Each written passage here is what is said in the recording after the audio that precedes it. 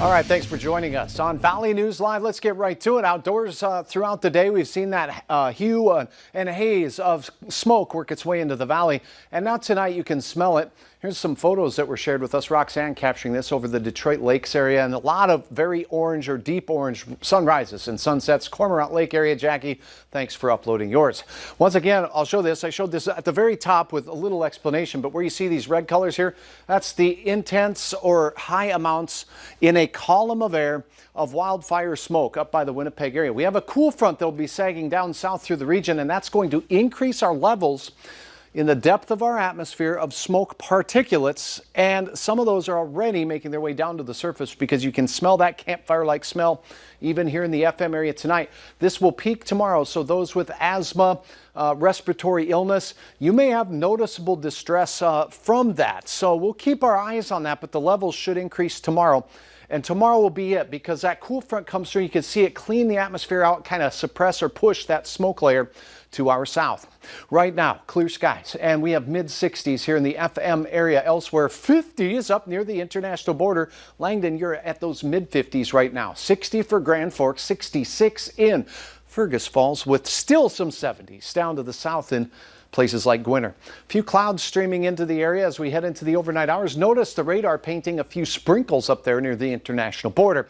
More than sprinkles taking place in the Gulf as Hurricane Sally spins its wheels and is moving extremely slowly, only 3 miles per hour. Because it's stationary, the amount of rain that it's generating is going to fall in one place, so there's going to be a lot of it, upwards of 2 feet of rainfall. And it's expected to maintain Category 2 strength, which it has achieved today, gusting to 120 miles per hour.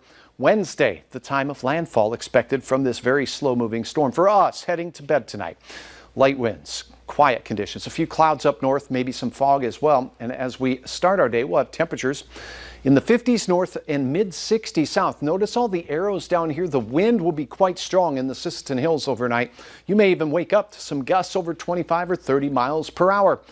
Heading through the day, our wind starts out southerly in the Southern Valley. We start boosting temperatures here, but these clouds associated with the cool front that sags south, our wind becomes northwesterly late in the day. That will usher in big changes for our Wednesday and beyond. So enjoy the warm weather tomorrow, but be aware there's going to be some smoke in our atmosphere, and we may even smell it down here at the surface. It may be something to keep your eyes on, particularly if you have respiratory illness. 58 degrees to start your morning, ramping up into the upper 70s by the mid to late afternoon. We'll kiss 80 degrees. Wind shifts direction from southerly to northerly throughout the day, but nothing too strong as we go through our day. Your cooler weather will be up near the international border, a few 60s there. 70s here in the Central Valley, including Grand Forks and Fargo, Wapton, Breckenridge near 80 for you and points south. Another stunning photo captured by Melissa Smith from Twin Valley of the impact of all the particulate matter in our upper atmosphere on our sunrises and sunsets. Look at the cool down, Mike. 63 on Wednesday. Whoo! But that, you're not going to want to lose your ice scraper because on Thursday we'll have some mid and even some lower and sub-freezing temperatures up in our northern counties. A slow warming trend carries us into the weekend with a chance of hit and miss showers then as well. I don't have my ice scrapers in my vehicles yet, but I have them collected in the garage waiting for usage. Okay, good. You are prepared. I am preparing. Thanks.